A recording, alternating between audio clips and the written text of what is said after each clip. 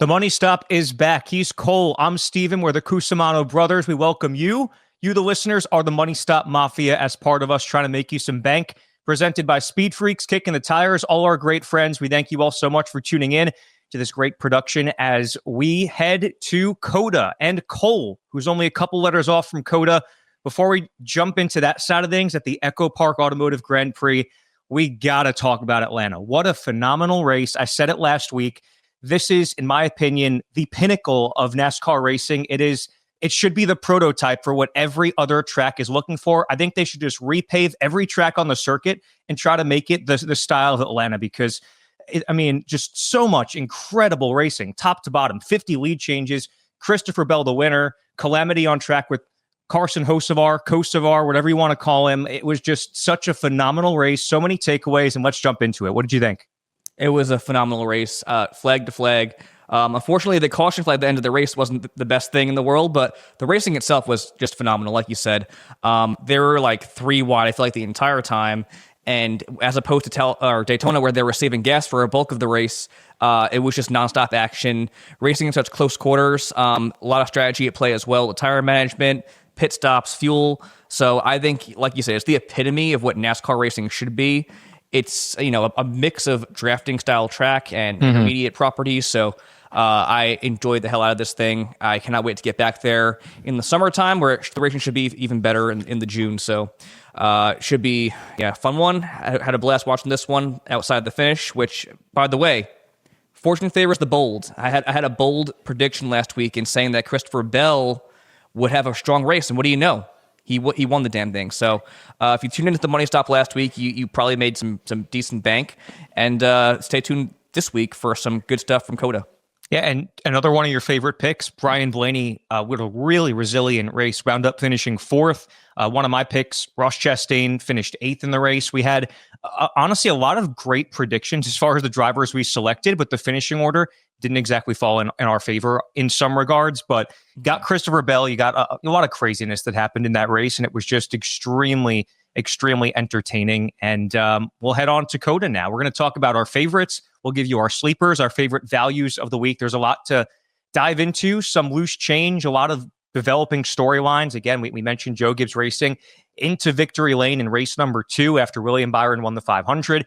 And we're going to have a lot of different players this week because after back-to-back weeks of speedway racing and drafting style tracks, we're going to go to our first road course. And with that presents a lot of different names that are at the top of the leaderboard when it comes to the Vegas odds for winners, top 5s, top 10s. We're going to dig into all of that.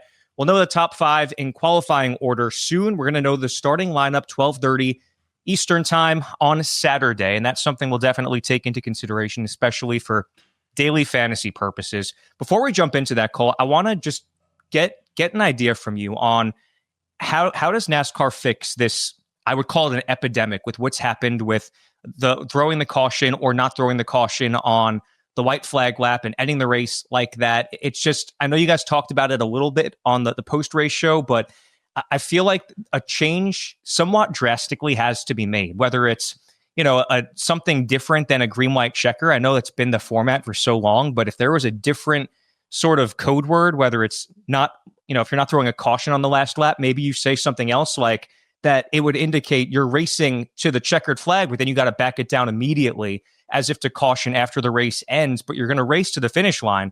I feel like there's just something that has to be done on that front because you did a great job covering it over the weekend. I just think that, there's a lot of great things that came from this race, but at the end of the day, the amount of publicity and attention you're going to get on this sport, if those 3 cars came out of turn 4 racing for the finish for the first, second, and third places on the podium, it would just be a complete game changer. So I just want to hear if you have any alternatives to how that can potentially be corrected in future circumstances. It's tough to say. I think it's all very circumstantial. First things first, the most important thing is driver safety. So I commend NASCAR for going to the drivers beforehand and having a meeting and basically saying, hey, here's what we're going to do. And they stuck to their guns and went with that. So consistency is also key here. I think if they were just to get a gauge from the drivers, who, by the way, I called this attention to NASCAR with the how the yellow flag was handled at the end of this race. If they just got a gauge from the drivers each week on what they would like to see, should a wreck happen on the backstretch or whatever, coming to the checkered flag, how they want to handle it, and they should go from there. That I think is the most sound and efficient and safest way to get the call right every single time. So in my opinion, it's up to the drivers. It's up to NASCAR. If they can come together and be transparent on what their decision is before the green flag drops on Sunday or Saturday, then that's the way to do it. That's terrific advice. And as we go to COTA, something tells me we won't see this problem again with a new configuration of the track. But let's jump into this here, because we look at the top 5 in odds. There are names that we really haven't said a ton of to start this year, including one who I believe is making his first Cup Series start. Am I wrong or right on Connor Zilisch? You are correct. The co-favorite, yeah. That's a great place to start. You've got co-favorites at plus 500. By the way, Shane Van Gisbergen is tied with him. He won in his first ever Cup start. So let's not act like this is the craziest thing in the world. He did it at the Chicago Street Course a couple summers ago. Those two are co-favorites at plus 500. Tyler Reddick is plus 750. William Byron is plus 800. And Christopher Bell is plus 900. So obviously a little bit to unpack there. Before we jump into anything, Cole, favorites, sleepers, whatever, give me your thoughts on Connor Zilisch. I know we're going to talk about it a little bit, but why, to the casual fan, the casual bettor who's never heard his name before, he's an up-and-coming racing prodigy. He races for Junior Motorsports in the Xfinity Series. Why is he favored to win this race along with Shane Van Gisbergen? Because he's just that damn good. He won and started from the pole in his first ever Xfinity start. He won the pole in his first Truck Series start. He's won in the IMSA Series, and he's just competitive in everything he drives. So I think him being in the Trackhouse program is also a big determining factor into this as well. When you have a guy like SVG, who, as you noted, won his Cup debut at the Chicago Street Course and is a world-renowned road course racer, on top of having a teammate like Daniel Suarez, who's won in the next-gen era on a road course, and Ross Chastain, who we'll get into it here, has phenomenal stats and a win at that at COTA. They're going to be 3 incredibly valuable resources for him to rely on during his first Cup start. And just, again, the talent factor is a big thing. He has what it takes to be a Jimmy Johnson, Jeff Gordon-esque driver in a sense to where he's going to be a likely Hall of Famer when it's all said and done. And a bold statement in his first Cup start coming up this week, but he is just that good. Even with all the power naps, you think he's destined for an all-time great career? Power naps or power you, man. I endorse that fully. So you're buying into the hype. Long term, I love Connor Zilisch, but you're buying into the hype for this week. For this weekend, we'll get into it later on. All right. Yeah, we'll tease that. Okay. I don't know if I'm going to buy into it this week, but here's what I am going to buy into. I'll kick off our favorites category here. I'm buying stock in the 2 guys that have won races this year, William Byron and Christopher Bell. And you kind of get a sense for, I guess, my taste in drivers, because this is the 3rd consecutive week that I'm picking William Byron in my favorites. And there's been good reason all 3 weeks, including this week. Looking at William Byron and his success at COTA, he dominated the most recent race at this track, started on the pole, won the whole race, led over 25 laps, and he finished 5th in the year prior. He's also, in addition to that, a 2-time road course winner. And on top of that, he has had some of the best speed, if not the best and most consistent speed in the garage over the first 2 weeks of the season. So you're getting the best of both worlds, the best of all worlds with William Byron. There's not a whole lot of explanation needed. He's, without a doubt, one of my favorites for the race win this week, in addition to the guy who won last week. I mentioned Christopher Bell, who's plus 900. He's also 9,200 in daily fantasy per his value. William Byron, by the way, plus 800 I mentioned. He is the most expensive driver in daily fantasy. But talking about Christopher Bell, he said it right after that race ended. After they took the green-white checkered flag, whatever you want to call it, at the end of that race, he said they're just getting started. They're heading to his wheelhouse now in COTA. He has 2 podium finishes in 4 starts at this track. And confidence is contagious, especially for a driver of Christopher Bell's caliber. Winning is contagious. Most recently finished runner-up with 9 laps led at COTA in 2024. He also is a 2-time road course winner, including his first career Cup Series win. So I'm going to keep my favorites short, sweet, cut and dry. There is 100% great reason to believe that we could see a repeat winner, yes, already in 2025. I wish I could sit here and dispute you, but I really can't. I think that what we've seen the first 2 weeks of the season is a preview of what's to come the entire 2025 season, because we saw these two guys do so well last year. Christopher Bell, you could have made the case, should have been the championship for. William Byron, of course, was. And I just think that they've kind of, overtaken Kyle Larson as two of the best drivers in the series at this point in time, because Larson has the weekly speed every single time, but he'll find a way to play himself and get himself into trouble and then blow the race. But guys like Byron and Bell, extremely consistent. They're just going to be money in the bank every single week pretty much for a top 5 finish. So I love both those guys, both great road course racers, as is another driver who made championship for last year in Tyler Reddick. Tyler Reddick, I think, has established himself as probably the best road course racer in the next-gen era. We know Chase Elliott's stats overall, but in the next-gen, Tyler Reddick, he has 3 road course wins, 2 runner-ups, and 8 top 5s. So he's finished top 2 in more than half of his road course top 5s in the next-gen. So he's been really good in that regard. And as well as at COTA, he won here in 2023, and he has no finish lower than 9th here since his debut, finishing top 5 his last 3 starts there as well. So I think this could be Tyler Reddick's time to shine in Austin, Texas. He is plus 750 for the race win and a nice $9,900 for DraftKings in daily fantasy. I think you look at those 3 guys we've just mentioned, Tyler Reddick, William Byron, Christopher Bell, probably the 3 safest drivers to pick out of the favorites. However, I think that the odds-on favorite per Vegas, and my personal favorite going into this one, is going to be none other than SVG, Shane Van Gisbergen, driving that nice number 88 car. And why do I think he's the favorite? Well, we know what this guy can do, obviously, on road courses, street courses, any of those right-handers in a stock car or sports car, whatever you want to call it. But I think a big thing to consider going into this weekend at COTA is the fact that they've reconfigured this track. It's now the national circuit, so they've condensed it to a mile shorter now. And I think you're going to look at who can adapt to this track the quickest, and that's, in my opinion, is going to be a guy like SVG, who adapted very quickly to the Chicago street course. And now I understand that there's going to be a full practice session here this weekend for all of the drivers in the field, but I just think that he's going to get this thing right out of the gate. Like I teased at the top with Connor Zilisch, he has someone like a Ross Chastain with a lot of success at this track to lean on if he needs to.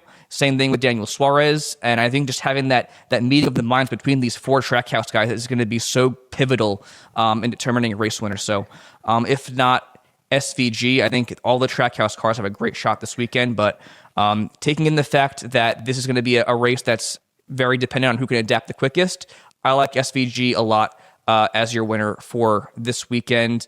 He did place 20th in his lone COTA Cup start, but that is his worst finish outside of a race where he wrecked at Chicago last year on road courses in the Cup Series. He's placed top 10 in every other road course start besides that. So I like SVG and Tyler Reddick for my top 2 for COTA this weekend. The 2 of them, along with William Byron, Christopher Bell, a very well-rounded 4 favorites right there. I want to take a little intermission before we discuss our sleepers, because we breezed over it at the beginning and you just jumped very much into it. This reconfigured version of the track. How much are we taking into consideration past success at COTA? I know you mentioned it's going to be important to look at drivers that react quickly, adapt quickly. The practice session will be important. How much stock are you taking in the practice results? How much stock are you taking in the past results with regard to drivers who have been there before? And maybe is it a little bit of an advantage if you're a driver that hasn't been at this configuration before, in the old configuration, I should say before? How much should we be reading into this different version of the track playing into a role in who will win this race? I'm taking a large deal of consideration into the practice session times, as well as the guys getting extra time in the Xfinity Series like William Byron and Connor Zilisch, because they've shortened it by a mile, so the lap times are going to be a minute shorter. And I just think that any track time you can get is going to be very valuable. I'll go as far as saying this. So I think before practice and qualifying open up, I would only really be confident putting money down on somebody like a SVG or AJ Allmendinger, some of your road course specialists. Because I think if they do how we think they're going to do in the race and have that speed in practice, those race winner odds and finisher props are going to go against bettors' favors. So I'm very much an advocate for looking at somebody like Allmendinger or SVG, putting some money on them before practice. But if you want to finalize your bets for the race, take a great deal of what you see in practice into consideration, as well as the starting spots. One thing that we have not mentioned is the fact that the road course racing program in the next gen has kind of tapered off a bit. So passing's been hard to come by, like with the short track package, obviously. And I think you're going to want to pay attention to qualifying to see who you're going to lock in for your finisher prop specifically, but definitely race winner as well. Well, I know this much. Going into qualifying, into the weekend, I'm very high on the Hendrick Chevys. I feel like ever since this next-gen car has been rolled out, that camp has had a number on these road courses. And obviously, we've seen other teams catch up, like Trackhouse you mentioned. We've seen Joe Gibbs Racing at time flex the muscles. But I think that Hendrick Motorsports is still the safest possible bet when you go to these road courses. And they have displayed a lot of speed early this season, which is a lot like every year that we've seen over the past several. And so as we move into sleepers, Cole, I'm going to name, you guessed it, 2 more Hendrick Chevys. On top of already mentioning William Byron, I would love to mention both Alex Bowman and Chase Elliott as my 2 sleepers for the win this week. And let's look at their results this year. They've been a little bit, I guess, misconceiving because they've both run very well, but the finishing results haven't been there. And you'll see that from time to time with super speedway drafting style tracks. But the speed has been there. And I'm going to start with Alex Bowman, who's plus 2,000 for the race win.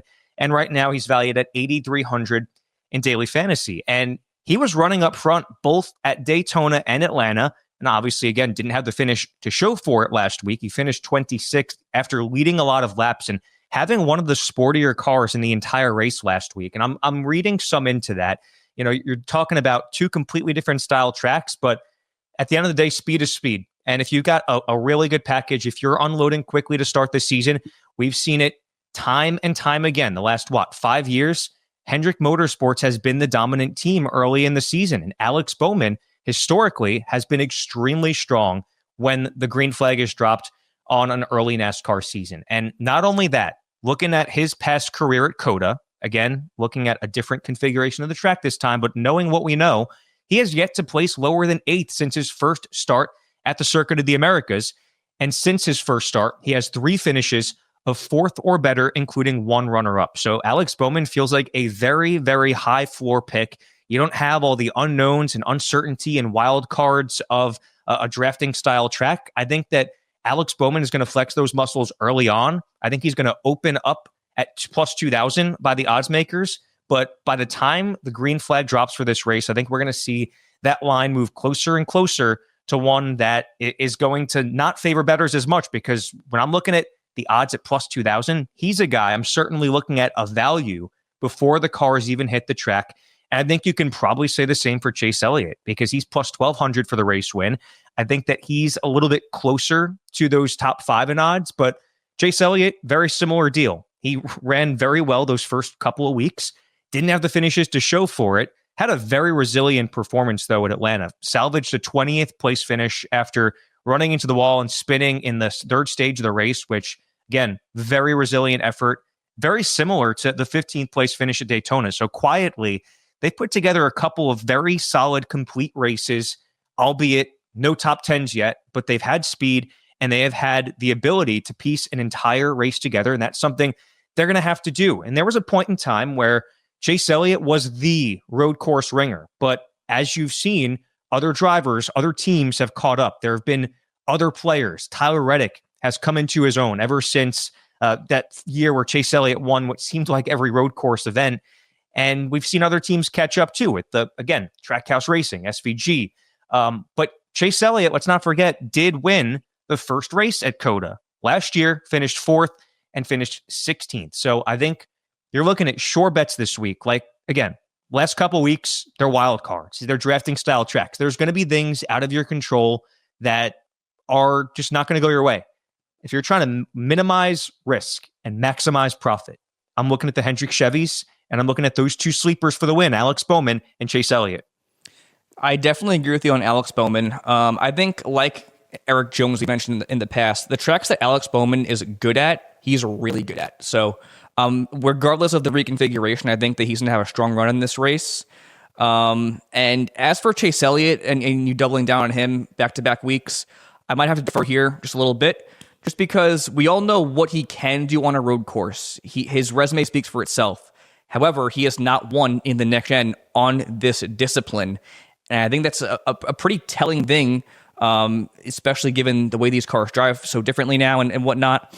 But I'm kind of in that same thought process I had with Brad Keselowski that he had the first week, or I think it was the second show I mentioned it. But I want to see him get back in victory lane on this style of track and the discipline before I have a whole lot of confidence betting him for the race win. Now, I do think he would be a interesting bet for a top 5.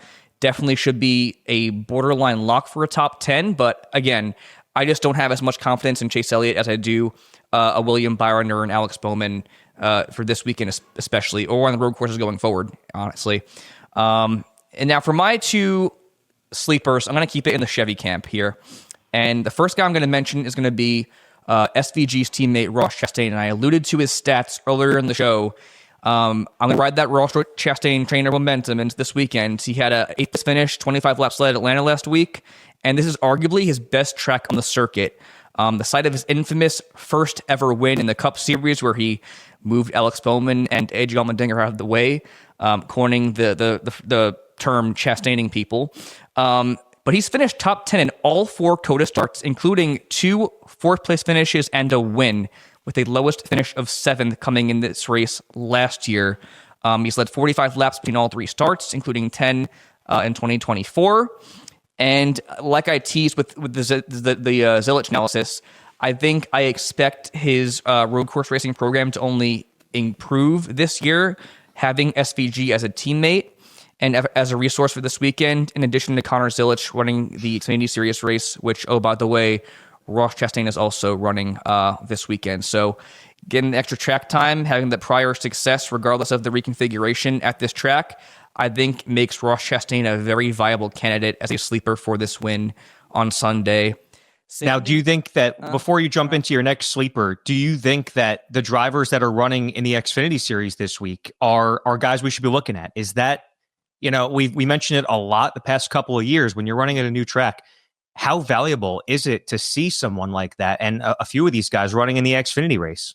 It's extremely important. And that's why I said before, I think it would be wise to look at guys like SVG, William Byron, and Ross Chastain now, who have had success on road courses in the Cup Series or just in their career, to get your money down now on these drivers before the odds adjust following practice and qualifying, because these are guys that I think are going to have a leg up on the competition come Sunday.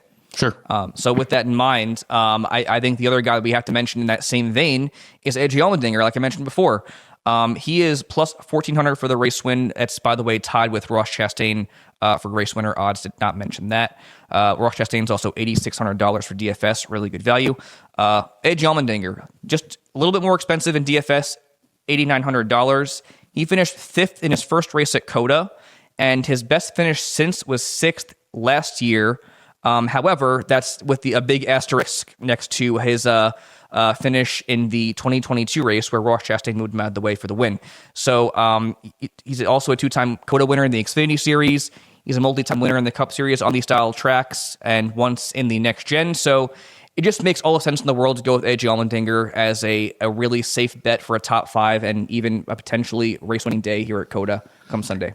I don't know. I'm out on AJ Allmendinger. I feel like I was burned so many times on him last year, and I just don't like the way the colleague cars are trending. I feel there's other teams that have sort of an upward trajectory, and I'm not crazy about what I've seen from the colleague camp overall the last calendar year, pretty much over the last maybe even 2 years.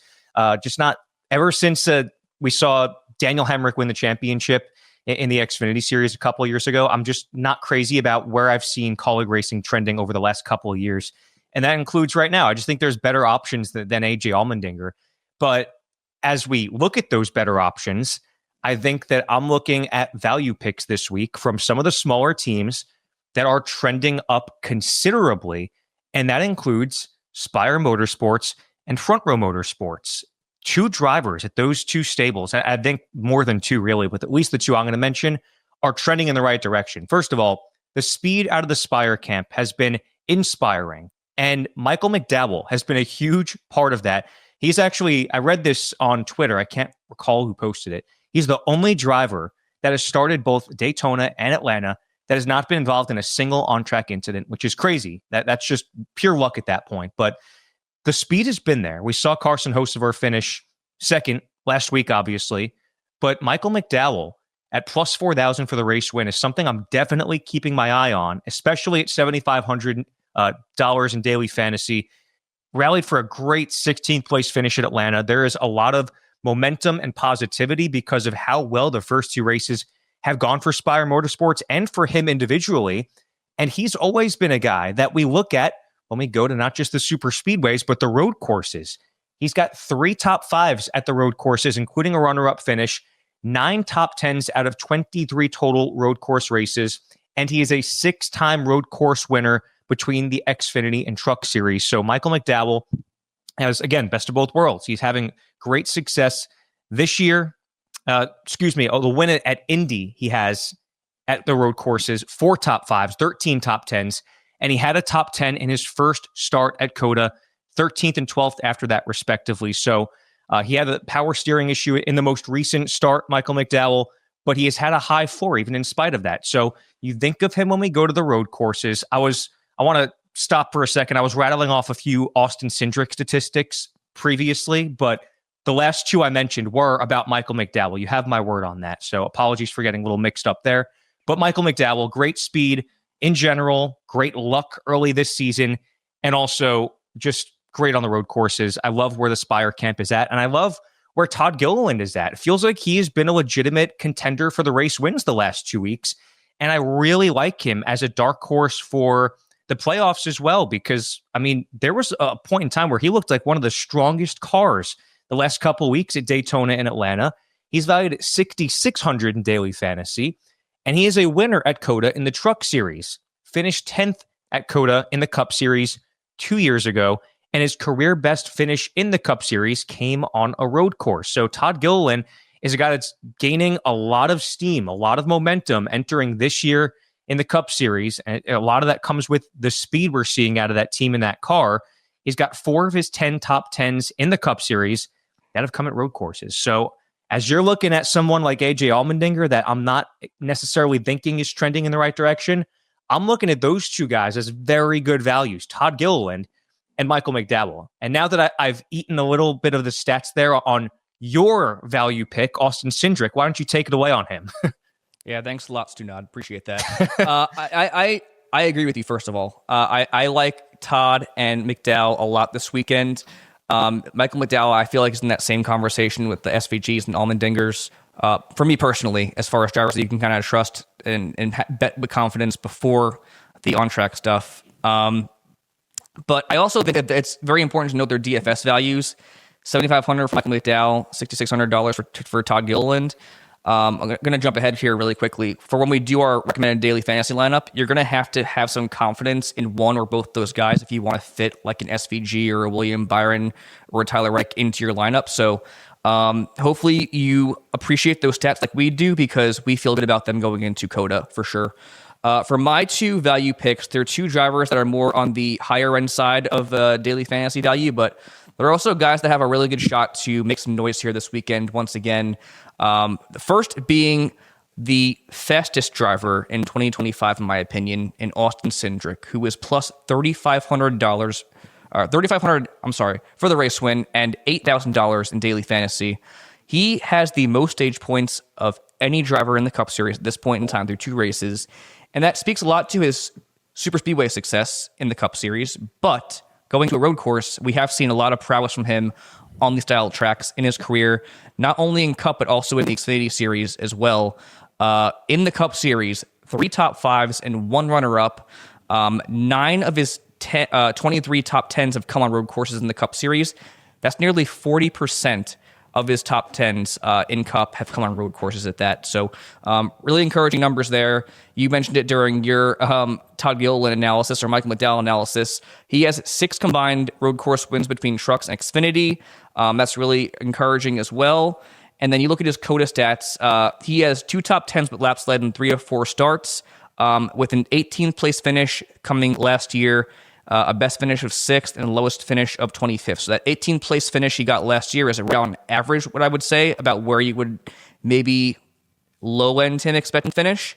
But I think he's definitely going to be a good minimum top 15 play, a guy that challenges for a top 10 finish given his pedigree on these style tracks and his speed so far through 2 races. So I like Austin Cindric a lot, as well as a guy who's won on road courses in the Cup Series recently, and that's going to be Chris Buescher. Chris Buescher, 25 plus 2,500 for the race win and $8,100 in DFS. He won last year at Atlanta, beating the infamous SVG in a last lap pass, one that was for the ages.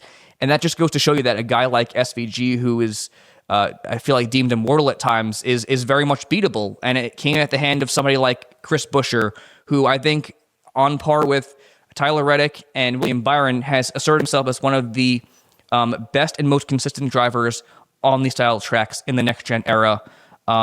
He had 4 top 5s, including that win and runner-up in the next-gen on road courses. Also 13 top 10s at that in the next-gen. That is the most of any driver in the field with this current car on these style tracks.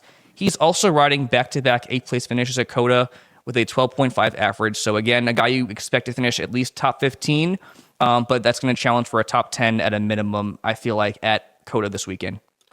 I'm a little bit skeptical about both the value picks that you chose because, look, I think that I've been glazing the RFK camp the first 2 weeks of the season. I've been very high on Brad Keselowski and Chris Buescher. In fact, I had Chris Buescher as one of my sleepers for the championship. I did not see enough out of either of those 2 cars the first 2 weeks at super speedways that really should have been right in their wheelhouse. We were picking Brad Keselowski as one of our favorites at Daytona.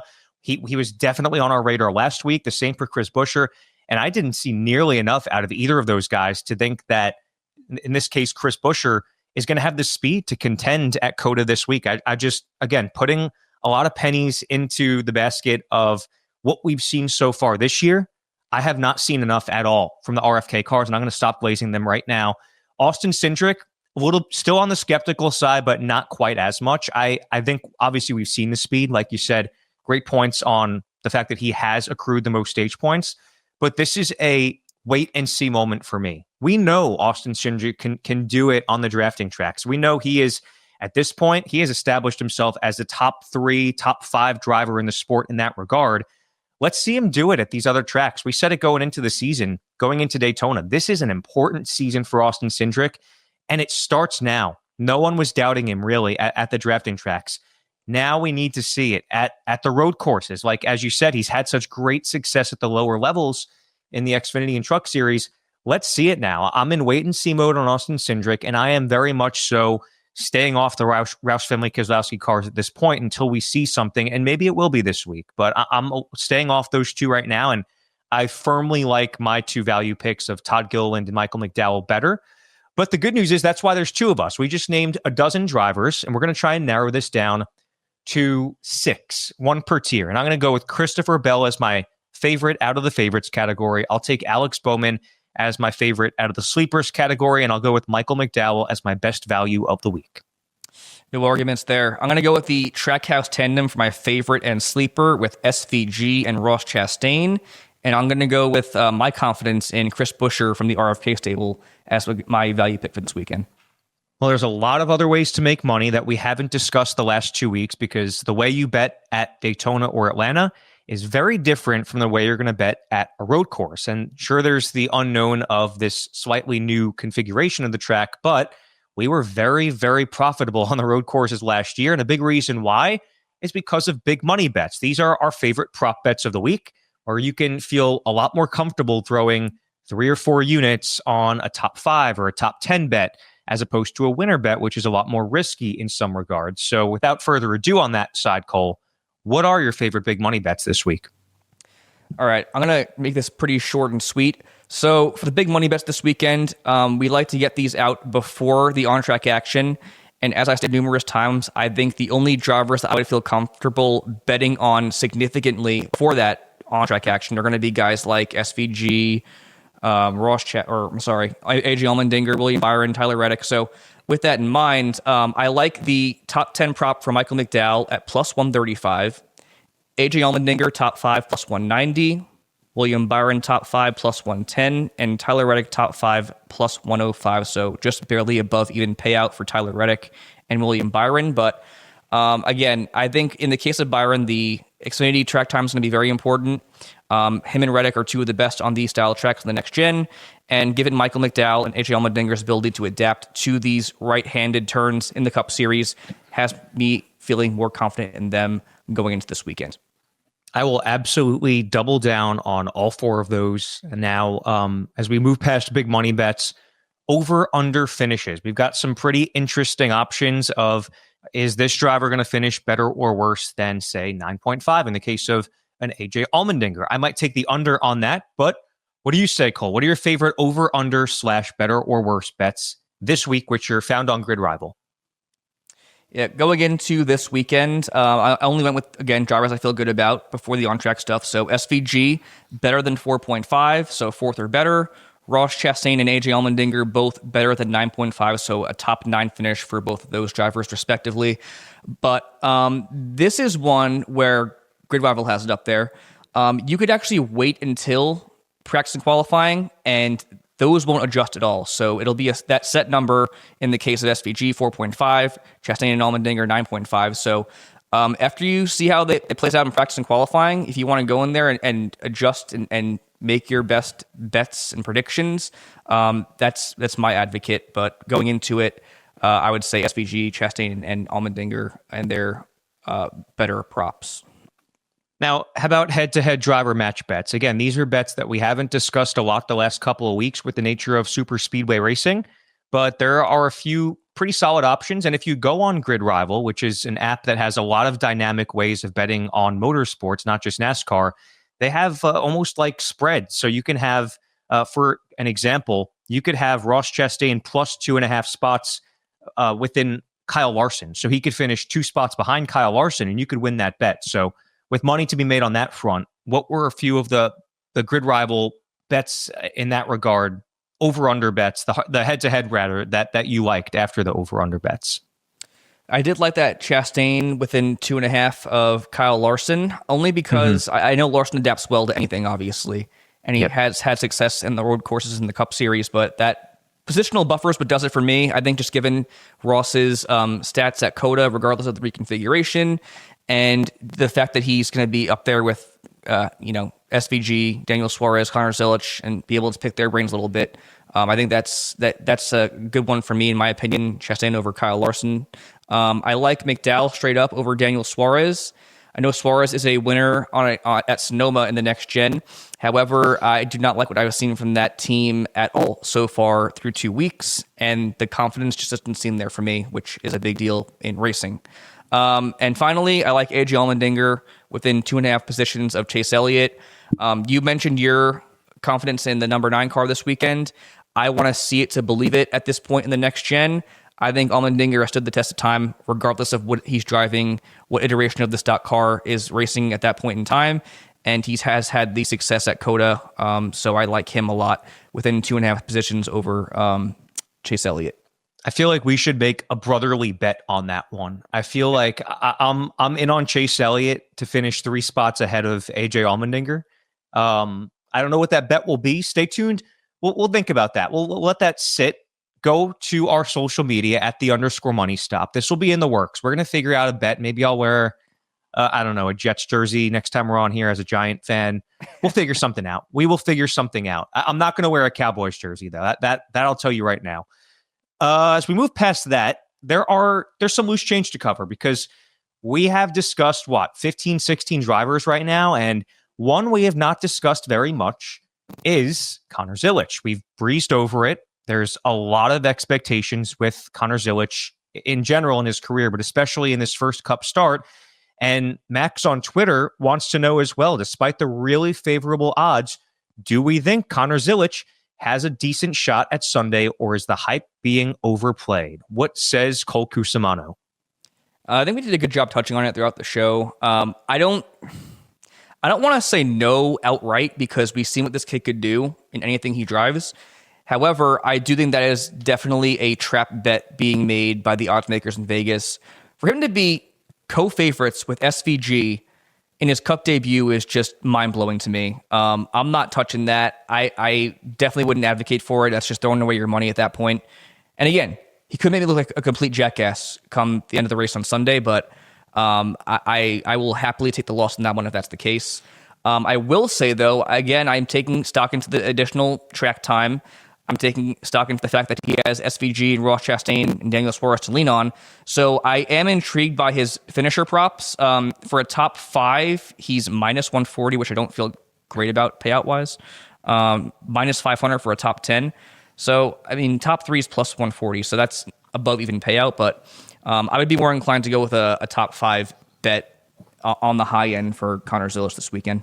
Yeah, that's where I'm at too. I just don't like the value. I love the talent. I love everything about Connor Zilisch. I just don't like the value. I can't see him being that favored. Listen, like I mentioned at the top of the show, Shane Van Gisbergen, yes, he won on his first NASCAR Cup Series start, but we're talking about a veteran of racing that has been in a lot of different vehicles. Connor Zilisch is not that. He is a lot of things. He is a potentially generational talent that I think very highly of going forward, but he does not have the experience in general that SVG did when he first took his talents to the Cup Series. And I think that's why people are getting their expectations high, is because, listen, we've seen it 2 years ago that it can happen. I just think that the situation Connor is walking into is severely different from the one that SVG did. So that's why, again, I think he's going to have a strong run, but the Cup Series is a different beast, and I don't love that value at all. But I'm intrigued more than anything. So it's be an interesting one. I'm very intrigued more than anything to see what Connor Zilisch looks like. We've got some unfinished business though, Cole. Before we get to our signed, sealed, and delivered winner picks, sleeper picks, give us a look at this week's recommended daily fantasy lineup, because we've given our favorite values and all that. But when you put 6 names on one lineup, what does that look like? So for me, I mentioned it during the value picks portion of the show. I think you have to have a lot of confidence in drivers like Michael McDowell and Todd Gilliland to hold up the back end of your lineup. Again, I love what I've seen from Michael McDowell and that Spire team these first 2 starts. Really resilient effort this past week at Atlanta. And just the fact that he has the road course pedigree throughout his entire career in NASCAR is enough for me to put him in there with confidence. Todd Gilliland, again, I love what I saw from that team last week. They're in a good headspace. We've seen what the front row cars can do on the road courses. Michael McDowell won in one of those cars previously in the next gen. And I also just think that having the experience at COTA, regardless of the reconfiguration with the win, is a big deal as well. It should be a good confidence builder or booster for him this weekend. For the middle of our lineup, 2 drivers with a lot of success at COTA. Ross Chastain, the more expensive pick at $8,600. Top 10 in every single start here, has the win as well. Love him this weekend with the additional track time. Alex Bowman in the Hendrick equipment, right behind him, $8,300. Again, he's another driver that's finished top 10 here in every single start. Really good grasp on this track, and he has looked pretty speedy and sporty to start the season off. And then finally, give us some 2 road course ringers with SVG leading this thing off at $9,800, followed by AJ Allmendinger at $8,900. So I know you don't like the Allmendinger call that much, but there's definitely ways you can get creative with that in picking drivers like maybe Kyle Busch, who also has pretty good stats and numbers at COTA. But for all intents and purposes, our recommended DFS lineup is going to be SVG, AJ Allmendinger, Ross Chastain, Alex Bowman, Michael McDowell, and Todd Gilliland. And I'll be honest, I've talked a lot about my doubt in AJ Allmendinger, but I will say this: it'll take one race for me to be back up on him. I just feel like I was burned so many times last year that I'm not going to be burnt again. If he has a great race, I will be glazing him for the next road course. You have my word on that. Now, we've got some unfinished business. Let's put our money where our mouth is, Cole. Take it to the bank. This is where we are going to give you our intuition. We've talked a lot of names. We've talked a lot of stats. We've talked about a lot of things. But at the end of the day, we got to make our predictions. And we've been pretty successful. Our predicted drivers have won a lot of the events we've seen. Actually, our winner picks have ended up winning the pole We ended up having, obviously, one of our favorites, William Byron, winning the 500. A driver you mentioned last week, Christopher Bell. But as we look here, Cole, we take turns every week. And as I picked first my winner pick of Chase Elliott last week, which did not go well, you will have the first draft pick today. Awesome. Yeah, this is an easy one for me. I'm going to go with SVG. I don't want to talk too much on it just because we don't want to beat the horse to death here, obviously. But no one adapts to the right-handed turns better than SVG. He is a world-renowned road course racer, and I think just the way that he's going to adapt to this track is going to be almost seamless, and it's going to give him a major advantage over the rest of the field. So give me SVG for a winner this week. In the 88. In the 88, first time back in the 88 in victory lane, potentially.